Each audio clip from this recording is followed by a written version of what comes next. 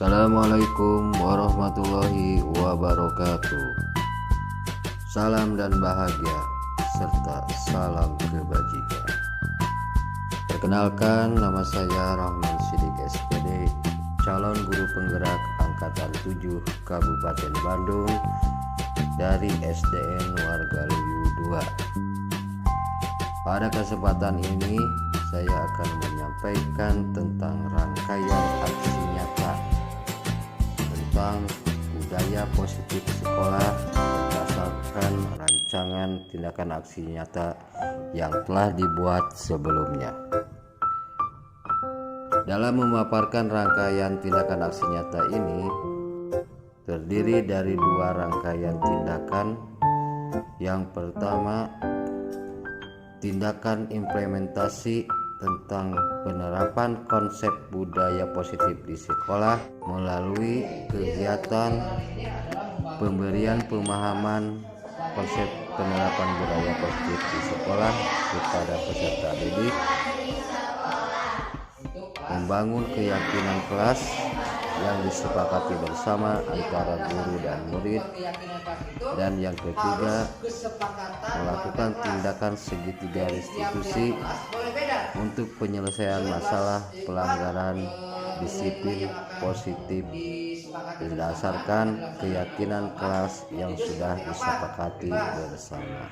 Karena setiap kelas itu memiliki kondisi-kondisi yang berbeda. Lalu bagaimana tahapan untuk membangun keyakinan kelas tersebut? Nah, yang pertama yang harus kalian pahami itu di sini ada pengantar. Ya, pengantarnya budaya positif adalah nilai-nilai, keyakinan-keyakinan dan kebiasaan-kebiasaan yang berpihak pada murid agar murid dapat berkembang menjadi pribadi yang kritis, penuh hormat dan bertanggung jawab. Salah satu unsur utama dari budaya positif adalah disiplin positif. Disiplin positif. Tuh. Disiplin positif sebagai salah satu wadah menciptakan budaya positif yang berhubungan erat dengan tercapainya tujuan pendidikan sesuai dengan filosofi KHD. Tahu KHD? Enggak. Dihajar lewat. Kalau kalian ketahui bahwa pendidikan itu menurut Ki Hajar Dewantara adalah untuk menuntun segala kodrat yang dimiliki oleh anak dengan mencapai tuntunan kemerdekaan dalam belajar. Ini pengantarnya budaya positif itu apa?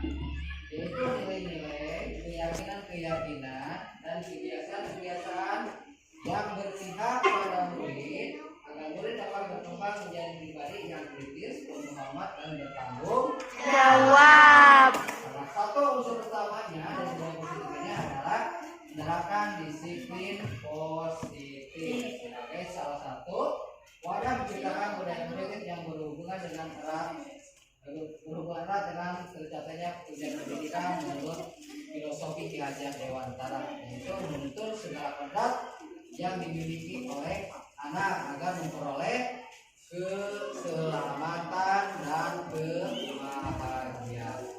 Tuh, tujuan pendidikan saat ini. Nah, apa itu keyakinan kelas? Di sini lihat, keyakinan kelas itu adalah salah satu bentuk disiplin positif yang bisa kita terapkan dalam membangun budaya positif di sekolah. Itu yang dimaksud dengan keyakinan kelas. Lanjut.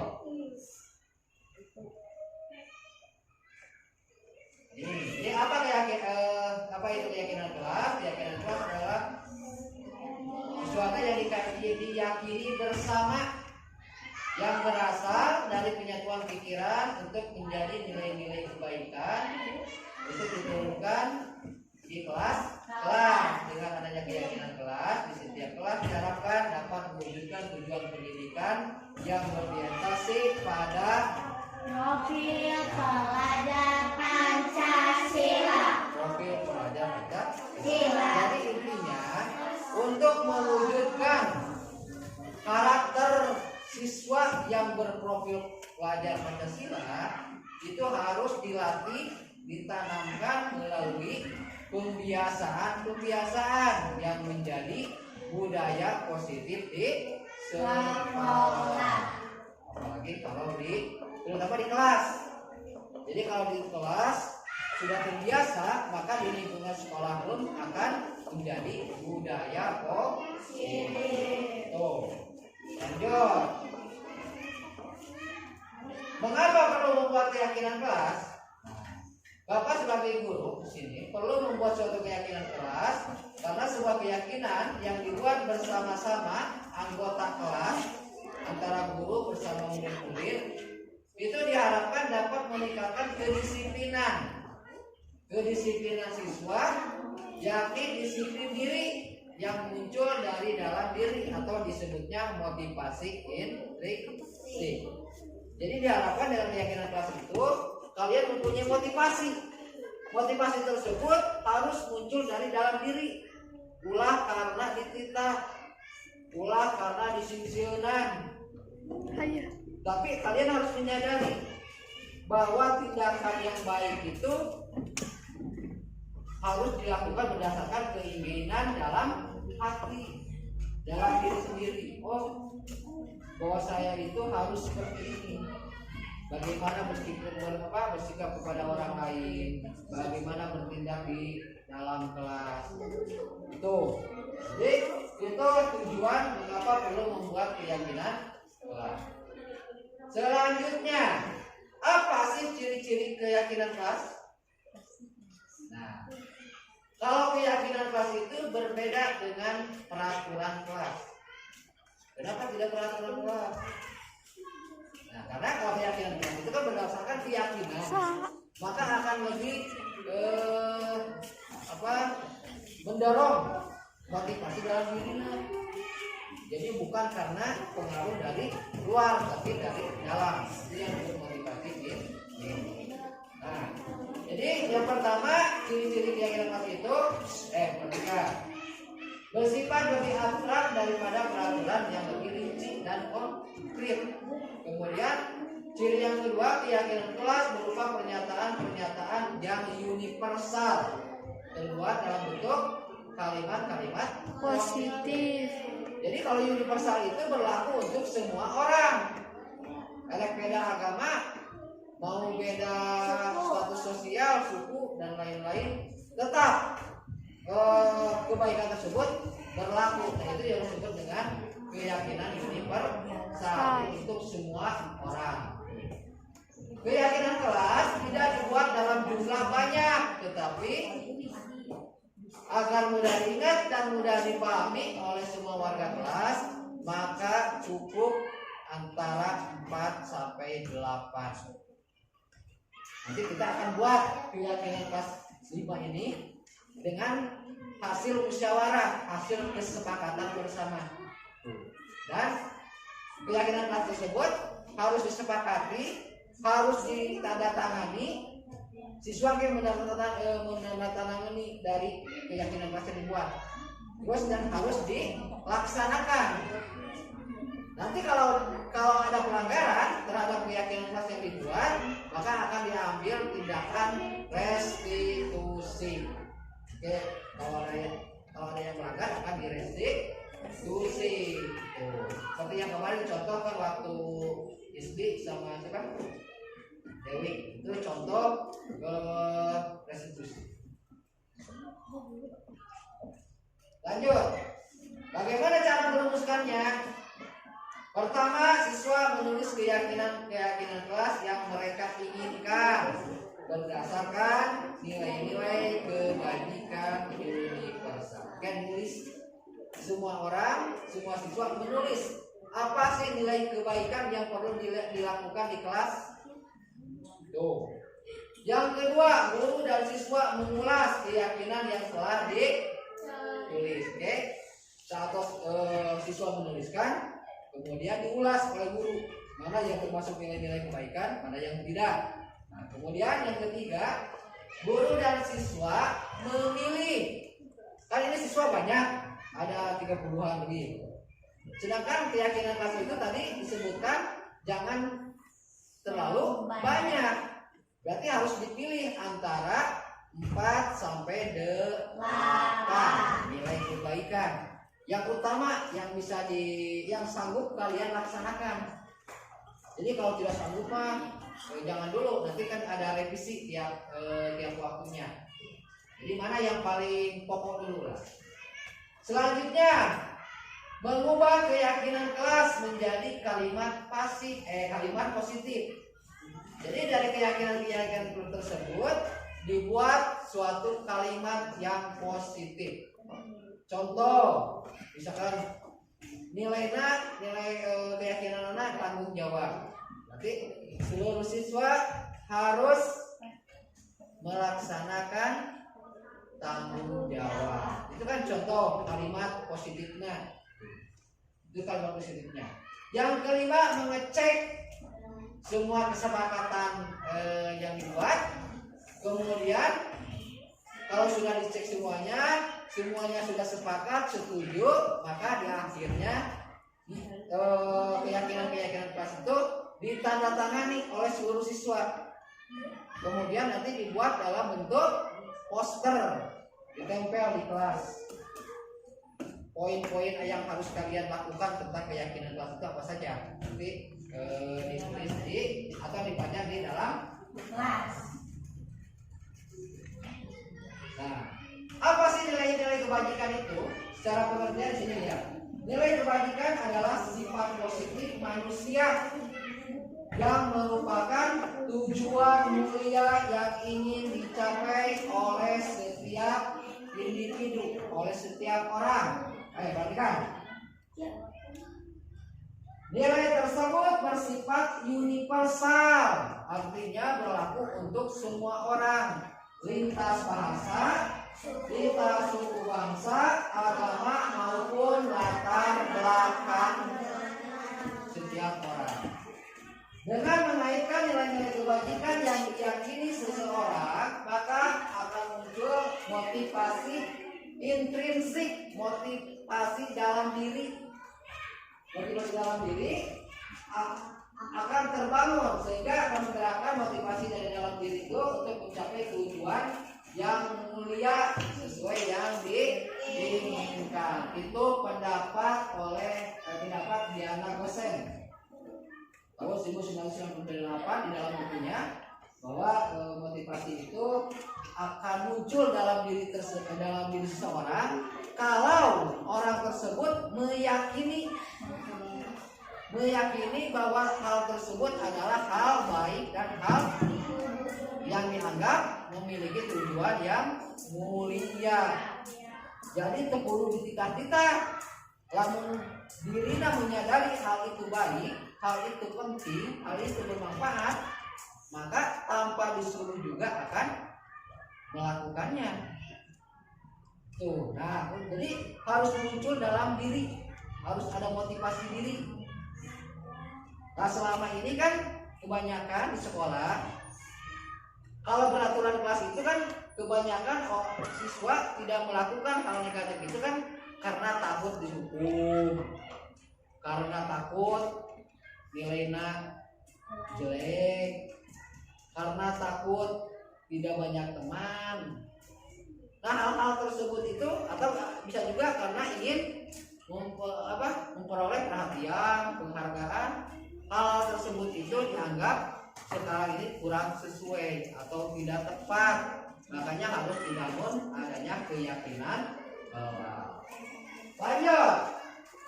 Nilai-nilai kebajikan yang ingin dicapai oleh setiap anak Indonesia seperti yang tercermin dalam tujuan pendidikan saat ini, yaitu membentuk siswa-siswa yang berkarakter, profil pelajar Pancasila.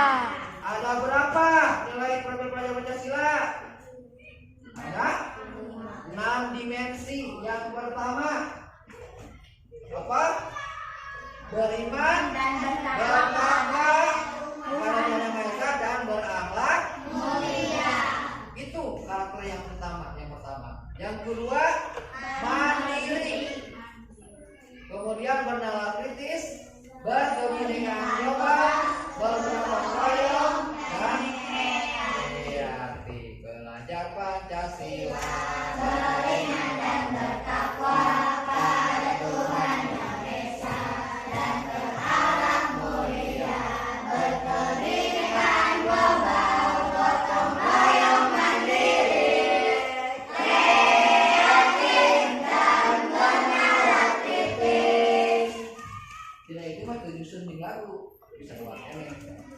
dari lagu mah di papantes. Memang hal yang pertama mah yang paling utama nilai-nilai yang harus ditumbuhkan itu yang pertama jelas ini masalah sifat religius agama yang utama mah berakhlak mulia, beriman, bertakwa dan mengenai jiwa. Itu. Tapi kan itu lagu mah supaya menang lagunya karena diacak. Sekarang tugasnya kalian mencatat nilai-nilai kebajikan yang dianggap kalian itu berbuat nilai baik terus bisa dilaksanakan oleh semua orang di kelas ini. Kemudian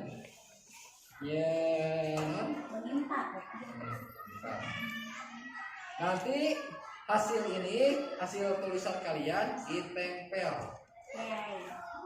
ditempel dulu di papan tulis, terus nanti dipilah-pilah. Kalau sudah sepakat semuanya, nanti dibuat poster, kemudian ditandatangani oleh siswa dan guru.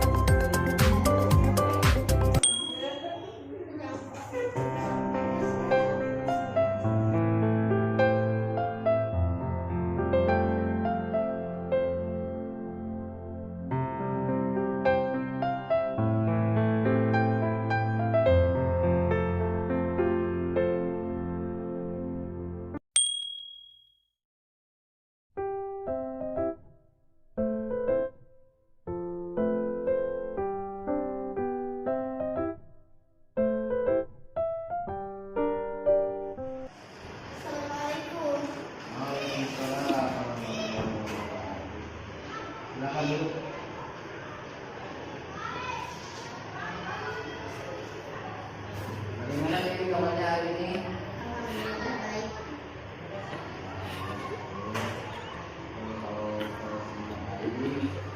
Jadi tahu tidak kenapa dipanggil oleh Bapak? Tidak tahu? Nah, begini ya, tapi sebelumnya kita akan merasa takut karena Bapak di sini bukan menghukum atau menyalahkan murid, tapi di sini Bapak mau berdiskusi, menanyakan tentang laporan dari teman-teman sekelas wakili. Mereka melaporkan kepada Bapak bahwa Dewi selama ini beberapa minggu sudah melaksanakan tugas pikir. Nah, Bapak mau memastikan kepada Dewi kenapa apa yang harus dilakukan pertama untuk memperbaiki masalah itu harus minta. Yang kedua tidak mengulangi lagi. Dan yang ketiga bisa berubah perilaku dengan lebih baik sesuai dengan kesepakatan sekolah ataupun kesepakatan kelas yang kita sepakati bersama. Nah, mungkin itu yang dapat Bapak tanyakan dari diskusi ini.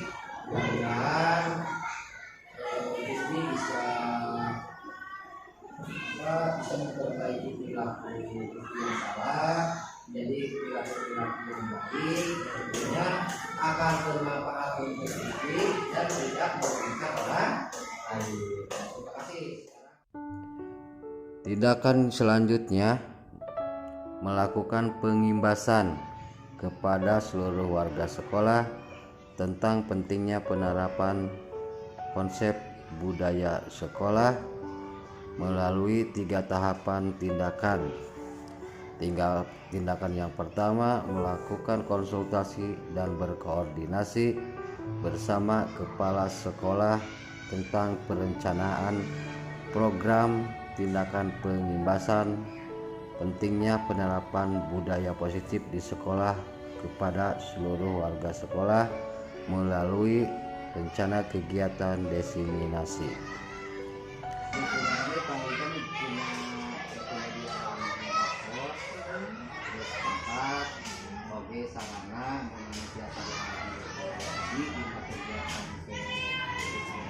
Yang kedua, jalin komunikasi dan diskusi bersama para guru dan para warga sekolah lainnya untuk mengikuti kegiatan diseminasi sesuai dengan kesepakatan dan perencanaan yang telah dibuat. Penerapan budaya positif sekolah itu sebagai upaya untuk mencapai sebuah visi saya sebagai seorang penggerak, yaitu di sini punya visi secara pribadi. Visi ini yaitu terwujudnya peserta didik yang cerdas, berkarakter, profil pelajar Pancasila, kompetitif, serta berwawasan lingkungan. Nah, salah satu dari isi visi ini adalah menciptakan karakter siswa berkarakter, terutama karakter profil pelajar Pancasila. Nah, untuk mewujudkan profil tersebut perlu dilakukan suatu upaya, yaitu dengan membangun adanya budaya positif di sekolah. Jadi rencananya nanti di acara diseminasi di kelas melakukan pemaparan tentang konsep bagaimana budaya positif diterapkan di sekolah. Di budaya positif, jadi budaya positif itu banyak hal yang mendukung pelaksanaannya budaya positif. Nanti materi yang akan disampaikan itu bermacam-macam, mulai dari paradigma pendidikan awalnya, kemudian bagaimana nilai serta peran sebagai seorang guru di sekolah itu, kemudian bagaimana membuat suatu konsep perubahan, terus bagaimana menerapkan tentang pelaksanaan budaya positif di sekolah.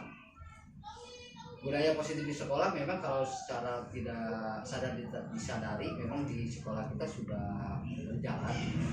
Budaya positif itu kan kalau secara pengertian tentang kebiasaan-kebiasaan yang positif yang mampu menumbuhkan karakter para peserta didik. Nah, namun di sini ada beberapa perubahan paradigma, diantaranya dikaitkan dengan berbagai macam teori. Ada teori kontrol, ada teori motivasi diri, ada teori kebutuhan siswa, kemudian ada disiplin positif, kemudian ada juga tindakan restitusi. Nah, dalam penerapan budaya positif itu ada 2 hal yang penting harus diciptakan terlebih dahulu. Yang pertama adalah menciptakan lingkungannya dulu. Lingkungan positif itu seperti apa? Yaitu lingkungan yang memungkinkan rasa aman, rasa nyaman, menyenangkan, sehingga mampu menumbuhkan siswa untuk berpikir, kemudian bertindak. Nah, itu jadi harus ada diciptakan dulu budaya-budaya positif, lingkungan positif. Nah, seterusnya yang kedua, hal yang paling utama yaitu tentang pelaksanaan disiplin positif. Tindakan yang ketiga, melaksanakan diseminasi bersama para guru serta para tenaga pendidikan lain.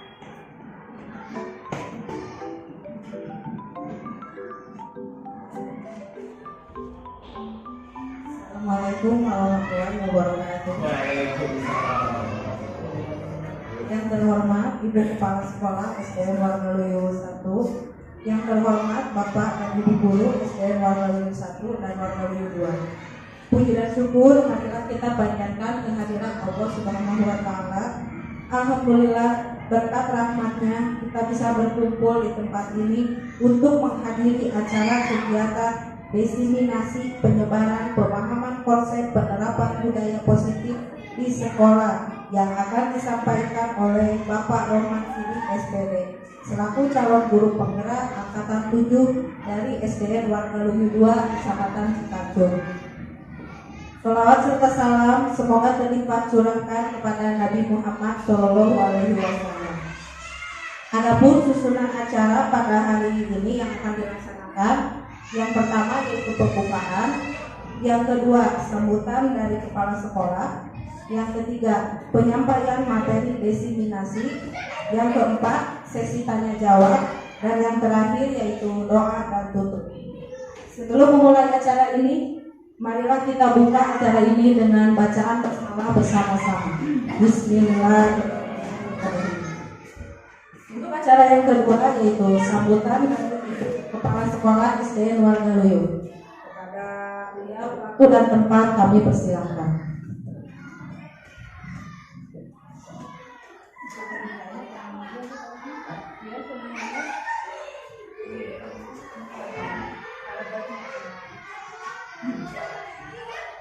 Bismillahirrahmanirrahim. Assalamualaikum warahmatullahi wabarakatuh.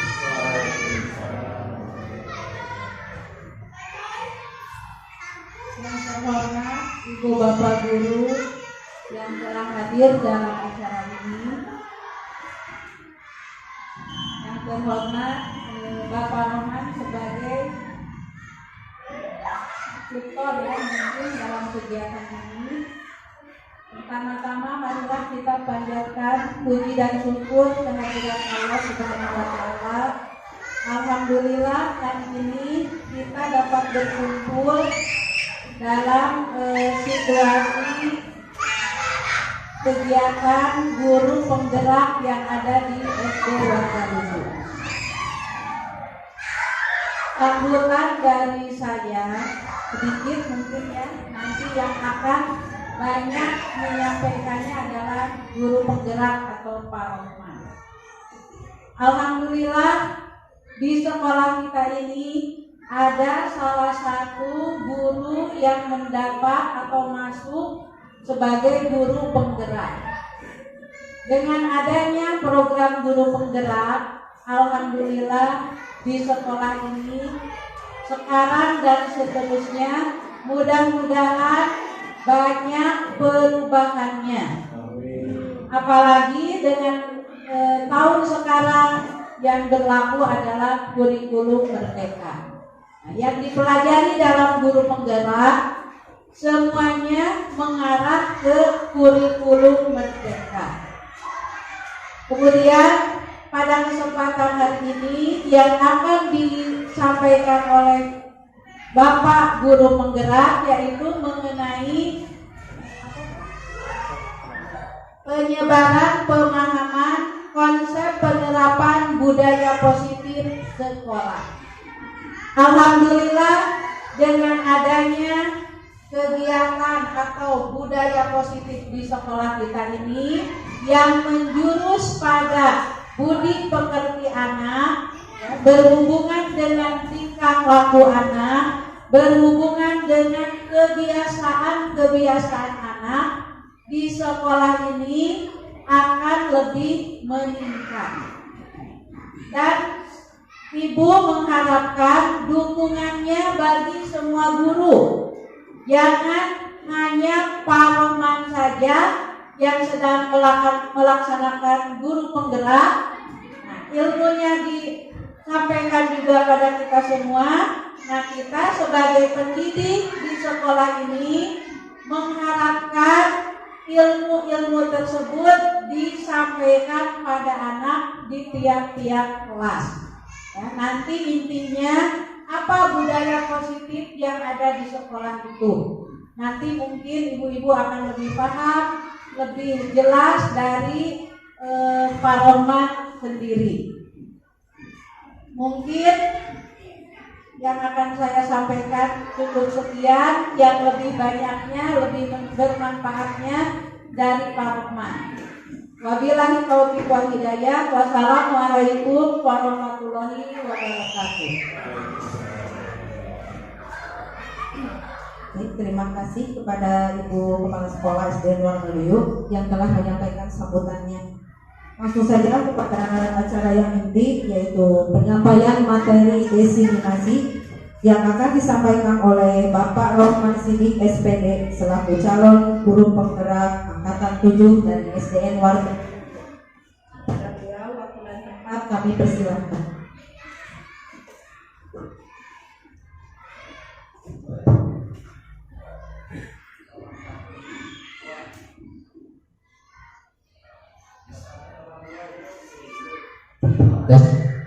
Bismillahirrahmanirrahim. Assalamualaikum warahmatullahi wabarakatuh.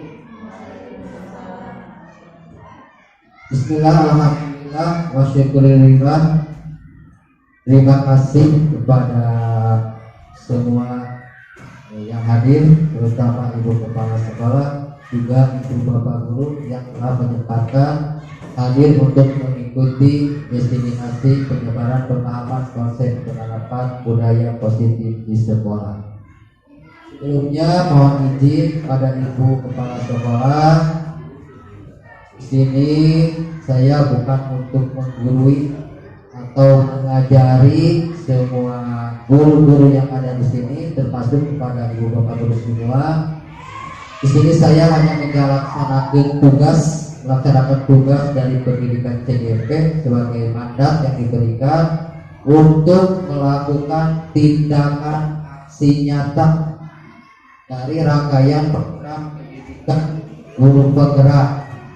Memang sudah seperti yang disampaikan tadi bahwa program guru penggerak adalah salah satu bentuk upaya penyuksesan terlaksananya kurikulum Merdeka Belajar. Pun dalam mengikuti kegiatan mengikuti alur merdeka. Alur merdeka di sini merupakan sebuah akronim kepanjangan katanya. Yang pertama merdeka, M itu belajar mulai dari diri sendiri. Kemudian eksplorasi konsep, mempelajari, mengeksplor konsep-konsep dalam modul pembelajaran. Kemudian R, masuk ke dalam ruang kolaborasi, berdiskusi, berbagi dengan para CGP lainnya. Setelah berdiskusi, tindakan lain selanjutnya demonstrasi kontekstual, mendemonstrasikan semua kajian teori dengan tindakan-tindakan yang dilakukan di sekolah penerapannya. Kemudian setelah kembali yang di sini adalah elaborasi pemahaman. Setelah para CGP mempelajari berbagai macam modul, dielaborasi, dikuatkan bersama instruktur agar ada penyelurusan, ada kesepahaman materi yang dipelajari itu dielaborasi dalam pemahamannya. Kemudian setelah elaborasi masuk ke K membuat suatu koneksi antar materi. Jadi antar berbagai macam materi dikoneksikan, disambung-sambungkan dan dibuat suatu perencanaan. Maka tindakan terakhir dalam alur Merdeka Belajar adalah A, melakukan tindakan aksi nyata. Nah, itu aksi nyata yang saya lakukan di modul pertama ini, yaitu tentang penyebaran pemahaman budaya positif di sekolah. Itu untuk materi yang akan saya sampaikan pada kesempatan hari ini. Hal yang pertama perlu Bapak Ibu ketahui, apa sih budaya sekolah itu pertanyaan yang pertama. Yang kedua, mengapa di sekolah perlu ada budaya positif? Dan yang ketiga, apa tujuannya budaya positif ini untuk kemajuan sekolah ataupun untuk kemajuan peserta didik atau anak?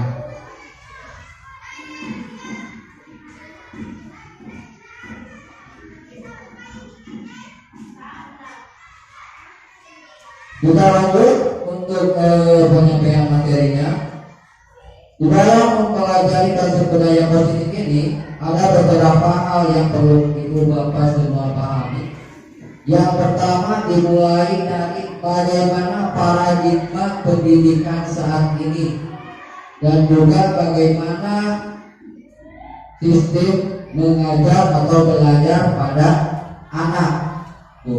Yang kedua yang harus kita bapak ibu pahami yaitu tentang disiplin positif, kemudian motivasi perilaku manusia, kebutuhan dasar manusia, posisi kontrol restitusi guru, membangun keyakinan kelas, dan tindakan terakhir adalah tindakan segitiga restitusi.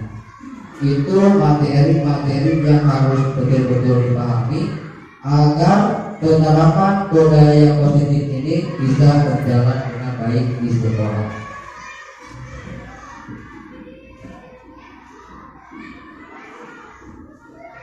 Kompetensi yang diharapkan dari kegiatan ini, yang pertama, guru memahami pentingnya mengetahui kebutuhan pelajar dan lingkungan yang memfasilitasi seluruh individu di sekolah agar dapat meningkatkan kompetensinya secara aman dan nyaman.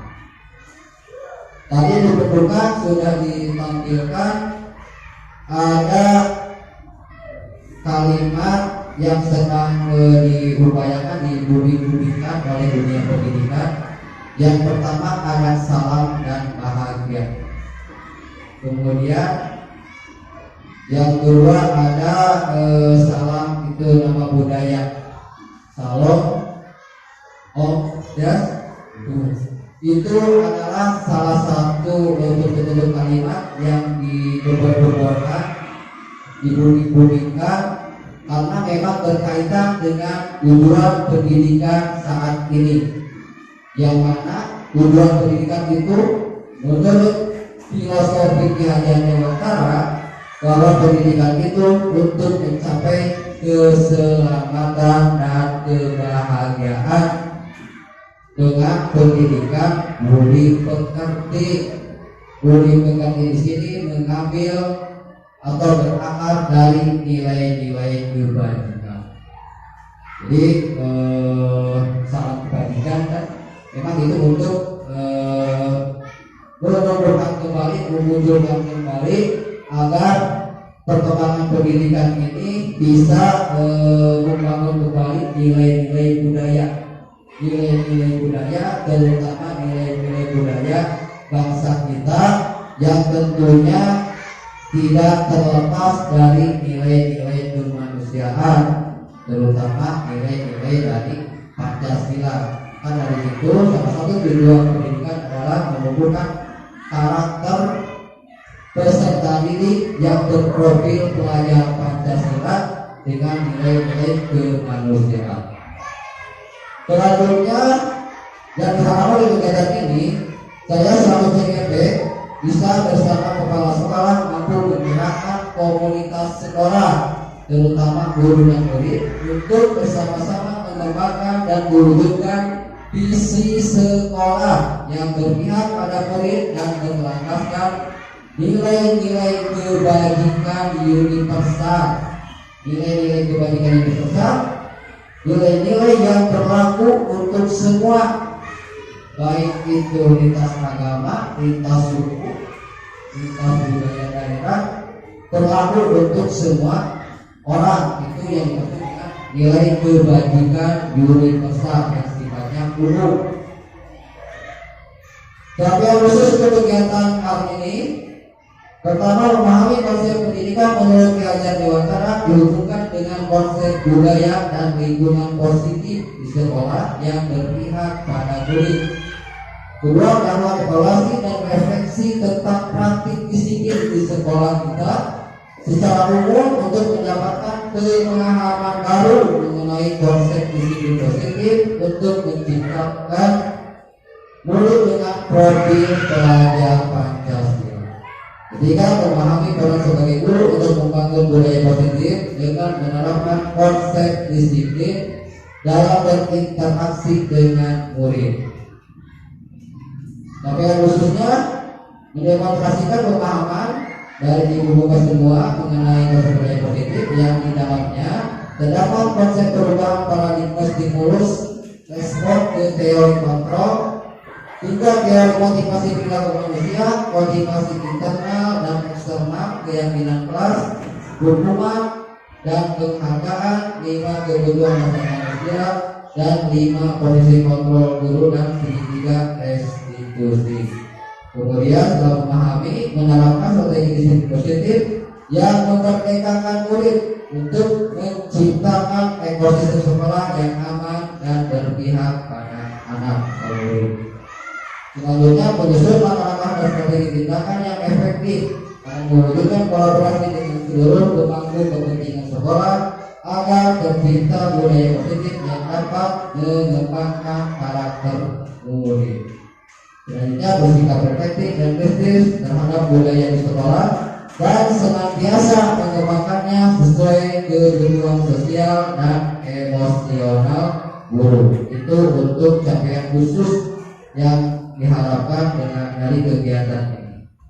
Perlu Bapak Ibu ketahui, saya selaku calon guru penggerak tentunya memiliki visi dan misi yang saya harapkan, yang saya impikan untuk sekolah Wargaluyut. Apa visi saya di sini? Ya, visi saya untuk sekolah Wargaluyut yaitu terwujudnya peserta didik yang cerdas, berkarakter profil pelajar Pancasila, kompetitif serta berwawasan lingkungan. Itu tujuan yang diimpikan selaku guru penggerak agar memberikan kontribusi terhadap pengembangan pendidikan di sekolah. Itu visinya terwujudnya peserta didik yang cerdas, berkarakter profil pelajar Pancasila, kompetitif serta berwawasan lingkungan. Bagaimana cara mencapai visi tersebut? Untuk mencapai sebuah visi, maka dilakukan atau dibuat strategi melalui sebuah misi. Untuk mencapai yang pertama, yang peserta didik yang cerdas, tindakan yang dapat kita lakukan adalah melaksanakan kegiatan belajar mengajar atau KBM yang berpihak pada murid. Jadi KBM yang kita lakukan itu harus betul-betul berpihak pada murid, harus berdiferensiasi, bisa mengakomodir semua peserta didik, baik dari gaya belajarnya, minat dan bakatnya, termasuk latar belakang keluarganya. Itu perlu dianalisis supaya kegiatan belajar itu bisa memenuhi kebutuhan peserta didik. Itu yang maksud dengan pembelajaran yang berpihak pada murid. Dan itu murid juga dalam belajar diberikan kemerdekaan atau ruang untuk mengembangkan potensi dan kekuatan program yang dimilikinya. Tuh, yang kedua, visi yang kedua berkarakter profil pelajar Pancasila yang dapat kita lakukan untuk mencapai visi, maaf itu yang atas harusnya visi, bukan misi, yang bawah misi. Jadi misi itu tindakan untuk mencapai visi. Untuk mencapai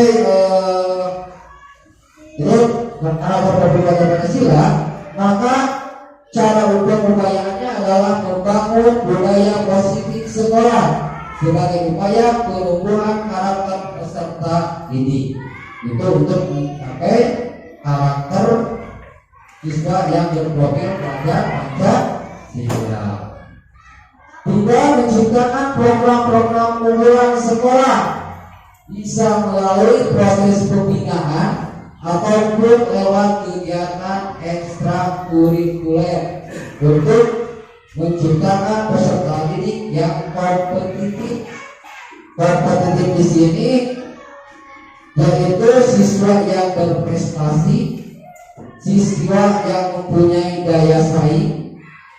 Karena perkembangan zaman memang kita itu harus persiapkan murid untuk menjadi seorang yang kompetitif dan juga mandiri.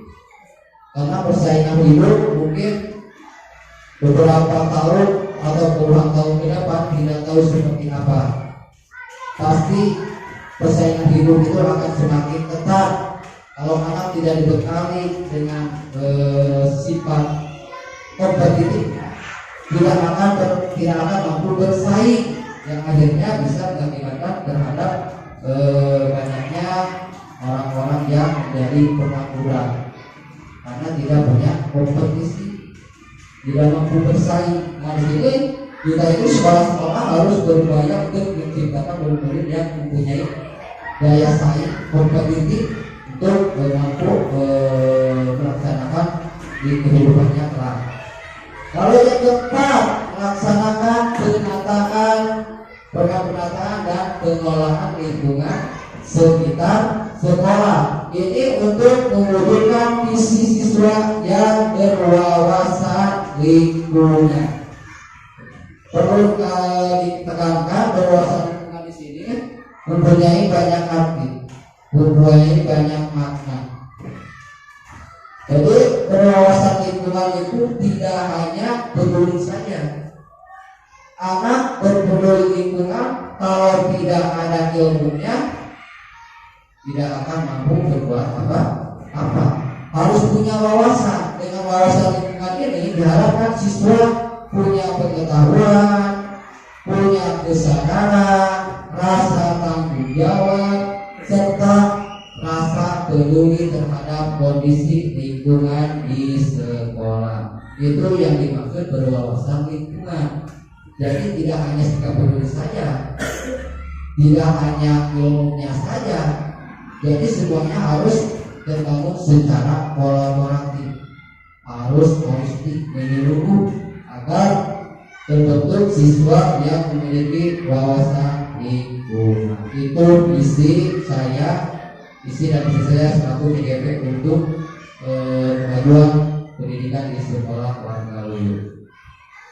Nah, tadi pertanyaan yang saya sebutkan, apa sih itu budaya positif? Budaya positif adalah suatu kebiasaan yang tentunya bernilai positif. Di dalamnya mengandung sejumlah kegiatan yang mampu menumbuhkan karakter murid. Itu budaya positif. Lalu kenapa penting budaya positif? Sebagai sebuah karakter khas yang dianut oleh seluruh warga sekolah, budaya sekolah dapat menjadi tuntunan yang memberikan kerangka dan landasan baik berupa ide atau gagasan, semangat dan cita-cita yang mengarahkan kinerja guru mencapai tujuan sekolah dan kualitas pendidikan yang diharapkan. Itu alasan kenapa penting budaya sekolah. Jadi tidak hanya murid, guru-guru harus punya kebiasaan yang tentunya bernilai positif. Karena guru itu kan sebagai orang yang didukung dan ditiru. Apalagi kalau prinsip perubahan trilogi pendidikan, ingat Soekarno, Bung Karno dan Bung Hanayani. Jadi guru itu di depan harus menjadi teladan, harus menjadi contoh. Bagaimana kita bisa mendidik anak yang berkarakter baik kalau gurunya karakternya kurang baik. Harus menjadi contoh, harus menjadi teladan. Itu ingat Soekarno. Kemudian apa sih tujuan budaya sekolah? Yaitu terwujudnya peningkatan hasil belajar, terciptanya kepuasan hasil kerja, terwujudnya produktivitas kerja, terarahnya perilaku warga sekolah, terciptanya kerja di warga sekolah, dan tersalinnya budaya asing. Itu beberapa tujuan dari budaya sekolah. Nah, jadi sekarang itu kan kalau kita lihat kalau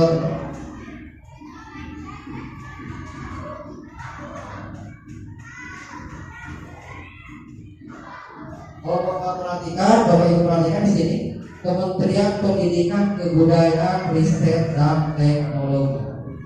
Kenapa sekarang banyak departemen? Kalau dulu dinas pendidikan, sekarang mah di gabung-gabung. Kenapa? Karena untuk mencapai tujuan pendidikan saat ini harus ada kesatuan, kebersamaan, terutama Kementerian Kebudayaan dan Pendidikan. Itu nanti kalau lebih pahamnya bisa dilihat dari paradigma pendidikan menurut Yahya Dewantara. Lalu konsep budaya positif sekolah. Ini tadi sudah diklik. Selanjutnya konsep budaya positif sekolah. Untuk mengembangkan pendidikan karakter, salah satunya adalah mengembangkan budaya positif di lingkungan sekolah. Budaya positif dikembangkan di lingkungan berisi kesepakatan yang disepakati bersama untuk dijalankan dalam waktu yang lama. Jadi bukan untuk sehari tahu. Budaya positifnya harus betul-betul tertanam agar keterlaksanaannya bisa berlangsung dalam waktu yang lama. Tuh. Jika kebiasaan ini sudah membudaya, maka nilai-nilai karakter yang diharapkan akan terbentuk pada diri murid. Salah satu bentuk budaya positif yang dikembangkan di sekolah adalah dengan menerapkan disiplin positif. Apa disiplin positif? Yaitu disiplin tanpa ancaman atau hukuman. Jadi suatu pendekatan yang menerapkan disiplin positif itu dapat meningkatkan kesadaran siswa dalam membentuk karakter positif. Jadi harus dibangun kesadarannya melalui motivasi intrinsik dalam dirinya. Kalau kita kan selama ini untuk mendisiplinkan anak, yaitu dengan membuat peraturan-peraturan di kelas ataupun di sekolah, itu sifatnya sekarang dianggap kurang tepat karena itu sifatnya eksternal. Jadi bisa saja murid berlaku positif, tapi karena faktor eksternal, bisa karena takut dihukum, bisa takut karena nilainya jelek, bisa juga karena tidak ditemani oleh teman-temannya. Jadi itu karena faktor eksternal, bukan dari dalam dirinya. Tapi kalau budaya positif diharapkan tumbuhnya kesadaran melalui motivasi diri dari masing-masing siswa. Tuh. Dengan disiplin positif, disiplin positif dapat dibuat melalui kesepakatan baik antara guru dan siswa agar siswa merasa terlibat dan bertanggung jawab serta menjalankan disiplin tersebut. Jadi disiplin tersebut harus dibuat berdasarkan kesepakatan antara guru dan siswa melalui pembentukan keyakinan kelas. Jadi sekarang istilahnya tidak ada lagi peraturan kelas, tapi harus diganti dengan keyakinan kelas, yaitu dibuat berdasarkan kesepakatan antara siswa dan juga guru. Untuk membangun budaya yang positif, sekolah perlu penyediaan lingkungan yang positif. Jadi untuk mewujudkan budaya positif itu dua hal yang utama adalah disiplin positif itu sendiri dan yang kedua penciptaan lingkungan yang positif. Yang bagaimana lingkungan positif? Yang itu lingkungan yang memberikan rasa aman, nyaman, agar murid mampu berpikir, bertindak, dan mencipta dengan kemerdekaan, mandiri, dan bertanggung jawab. Itu yang disebut dengan lingkungan yang positif. Nah, di sini ada paradigma pendidikan menurut Ki Hajar Dewantara. Tadi dikatakan dia di bawah Kementerian Pendidikan, Kebudayaan, dan Riset dan Teknologi. Kemendikbud Ristek sekarang istilahnya. Karena ini memang untuk menunjang tercapainya tujuan pendidikan saat ini. Nah, menurut Ki Hajar Dewantara, pendidikan adalah tempat persemaian benih-benih kebudayaan yang hidup dalam masyarakat kebangsaan. Artinya, pendidikan dan kebudayaan adalah suatu kesatuan yang utuh yang tidak bisa terpisahkan. Karena pendidikan itu persemaian dari nilai-nilai kebudayaan. Kemudian pendidikan dan kebudayaan harus sama-sama bergerak secara dinamis mengikuti perubahan zaman agar pendidikan itu mampu memberikan harapan serta mampu menjawab adanya tantangan dari perkembangan zaman.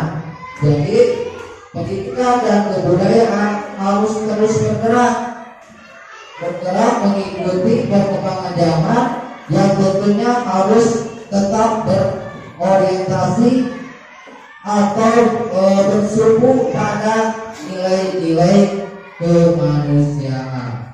Itu kan pendidikan itu harus bergerak dinamis. Pendidikan dan kebudayaan harus terus bergerak dinamis mengikuti perubahan zaman agar terus memberikan harapan serta menjawab tantangan zaman. Pendidikan juga harus berorientasi pada anak. Menurut Ki Hajar Dewantara dalam bahasanya menyatakan bahwa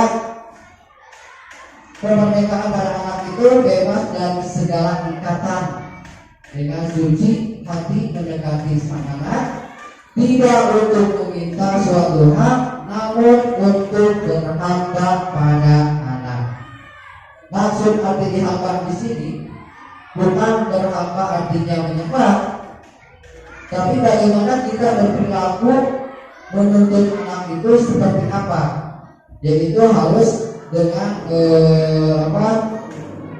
memandang anak dengan rasa hormat, penuh kasih sayang, dengan penuh kesabaran, sehingga mereka akan menemukan kemerdekaan belajar yang memungkinkan terwujudnya karakter profil pelajar Pancasila dalam diri anak. Jadi itu tujuan pendidikan saat ini. Jadi pendidikan itu harus menuntun anak dengan tidak terlepas dengan nilai-nilai kebudayaan, tidak terlepas dengan nilai-nilai kemanusiaan. Ini tujuan pendidikan menurut Ki Hajar Dewantara, yaitu menuntun segala kekuatan kodrat yang ada pada mereka agar mereka dapat mencapai keselamatan dan kebahagiaan yang setinggi-tingginya. Makanya sekarang kita berdoa salam dan bahagia. Salam itu selamat, bahagia itu kebahagiaan. Jadi sekarang dikaitkan termasuk dalam membuat suatu perubahan di sekolah. Sekolah itu harus mengikuti tahapan bagja.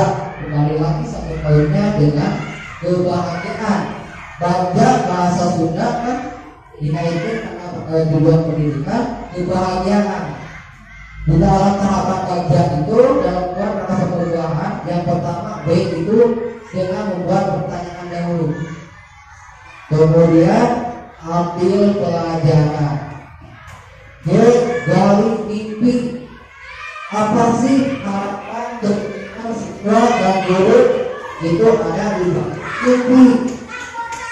Punya tergali, harapannya sudah diketahui, maka jabarkan rencana, membuat suatu perencanaan program.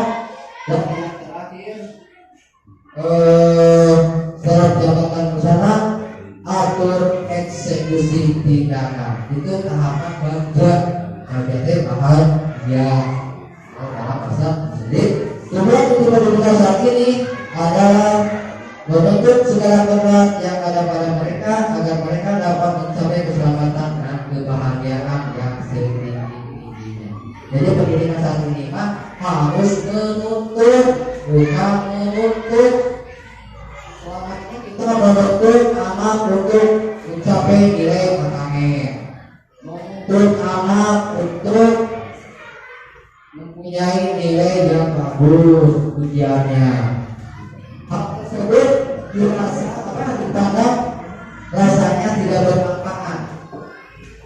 Jadi sekarang harus mampu menuntut anak itu secara holistik, secara menyeluruh, terutama dalam hal perilaku, yaitu melalui pendidikan budi pekerti.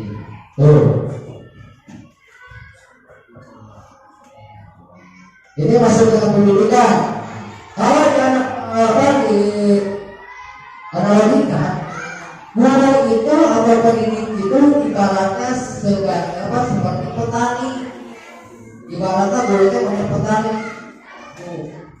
Jadi sekarang guru itu sebagai petani, kemudian anaknya ibaratkan padi. Padi akan tumbuh baik buruknya itu bukan dari benih padinya. Percuma benih padi bagus kalau ditanam di tanah yang basah, yang tidak dipelihara, yang tidak subur, yang tidak ada airnya, jangankan berkembang baik, bertahan hidup juga akan susah.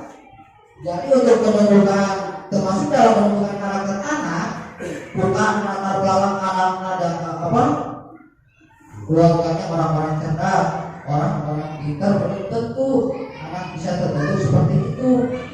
Kalau tuntunan di sekolahnya tidak mengarahkan kepada peningkatan kualitas belajar yang terbaik.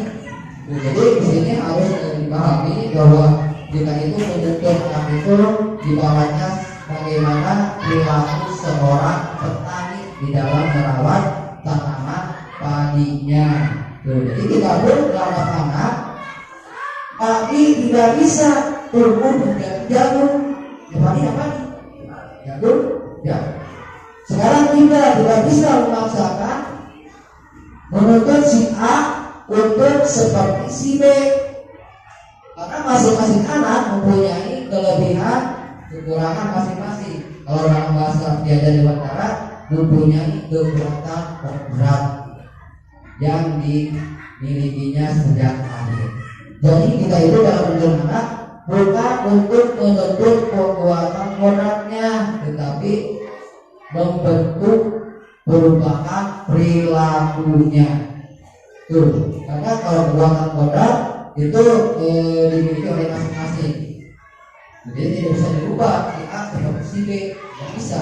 Tapi yang penting kita itu harus menumbuhkan perilaku siswa agar menjadi lebih baik. Tuh. Bahasa pendidikan selanjutnya menurut Tiada Dewantara yaitu budi pekerti. Prinsip falsafah pendidikan Tiada Dewantara adalah perubahan. Apa yang berubah? Yaitu budi pekerti pada anak. Apa itu budi pekerti? Budi pekerti itu istilah katanya yang pertama budi. Budi itu ada cipta, rasa, dan karsa. Dan pekerti adalah tindakan. Jadi dalam pendidikan budi pekerti ada kesatuan antara olah pikir, olah rasa, dan olah kemauan, sehingga akan terbentuk tindakan atau olahraga. Olah pikir, olah rasa, olah kemauan, dan olahraga itu Jadi pendidikan itu harus holistik, harus menyeluruh serta seimbang agar mampu membawa anak pada kebijaksanaan. Itu yang dimaksud dengan pendidikan budi pekerti. Prinsip dasar menuntut anak tadi sudah disebutkan bahwa menurut Ki Dewantara harus sesuai dengan semboyan nilai pendidikan. Ada ingarso sutulodo, ingat ya pangukarso dan tumburi handayani. Kita sering mengenal lambang-lambang tumburi handayani, tapi tidak paham dengan makna penerapannya di sekolah. Apa itu ingarso sutulodo? Maknanya guru itu kalau di depan harus memberi contoh atau menjadi teladan. Contoh teladan. Yang kedua, indahnya bangun arsa. Di tengah guru itu harus mengondarso, membangun semangat pada anak agar diupayakan supaya anak itu punya semangat dalam belajar. Tuh, imannya bangun kan, bangun semangat. Dan yang terakhir adalah tubuh andayani. Di belakang seorang guru itu harus memberi dorongan, harus memberi arahan agar anak tidak salah jalan yang bisa membahayakan dirinya. Jadi kan tadi tujuan dari pendidikan itu adalah keselamatan dan kebahagiaan. Betul. Jadi sudah lama tujuan pendidikan bagaimana menggunakan pendidikan karena hidupnya bisa menemukan kebahagiaan dan keselamatan. Kalau kita mengandalkan secara aktif hukum, tanpa ada maka dikhawatirkan negara ini akan semakin rusak. Kenapa? Karena kebanyakan yang merusak negara ini adalah orang-orang cerdas, tapi budi pekertinya tidak baik. Anu tukang tipu, anu koruptor, tukang bodoh, tapi anu pinter kan, ajakan metode pinter tidak dibekali dengan budi pekerti. Profil belajar ini prinsip perubahan. Prinsip perubahan pendidikan berdasarkan autornya Halid Ki Dewantara. Yang pertama, prinsip pendidikan itu harus sesuai keadaan, yaitu ada kodrat alam dan kodrat jamaah. Pendidikan yang kita lakukan terhadap anak jangan melepaskan nilai-nilai kebudayaan yang ada, nilai-nilai budaya masyarakat, nilai-nilai yang ada di keluarga itu jangan dilupakan. Makanya harus sesuai dengan kodrat alam. Kemudian ada juga kodrat zaman. Kita memperlakukan anak didik zaman sekarang, zaman now dengan zaman bahwa istilah nama tersarua muasarua cara ngajar kurang istilah nama teori zaman guru bangga dipakai ke cara ngajar budak ayo mau efektif kurang kudu menyesuaikan dengan kodrat zaman, harus menyesuaikan dengan keadaan zaman sekarang. Sekarang anak-anak lebih tahu informasi-informasi lebih update. Kadang-kadang secara skill juga ada beberapa anak yang mampu dalam bidang-bidang tertentu melebihi dari gurunya. Itu tidak bisa dipungkiri memang, karena mereka itu lebih rajin. Kalau menggunakan gadget di sana lebih laku, pantas apa poin gitu. Nah itu hal seperti itu memang kita itu harus menyesuaikan dengan kodrat zaman. Tidak bisa memperlakukan siswa saat ini seperti siswa-siswa zaman dulu karena beda zaman milenial bukan karena istirahat. Tuh. Kemudian yang kedua harus sesuai dengan asas tripod perubahan pendidikan itu, yaitu ada kontinuitas, kemudian konvergensi dan konsentris. Pertama harus berkesinambungan dan dilakukan secara terus-menerus, kontinu. Konvergen, pendidikan itu dapat mengambil dari berbagai sumber, terutama sumber-sumber yang menjadi budaya lingkungan masyarakat sekitar. Tuh. Kemudian konsentris, pendidikan harus dilakukan berdasarkan kepribadian kita sendiri. Gak bisa orang segala rupa yang negara batur yang kudu disesuaikan dengan lingkungan orang. Kita profil pelajaran Pancasila seperti yang sudah dilaporkan bahwa profil pelajaran Pancasila itu ada berapa? Ada 6 dimensi, yaitu ada kenalan mulia, bertakwa dan beriman pada Tuhan dan bertakwa dan kenalan mulia, berkebinekaan global itu juga gotong royong, kreatif, mandiri dan bernalar kritis. Nah, di sini juga apa ya?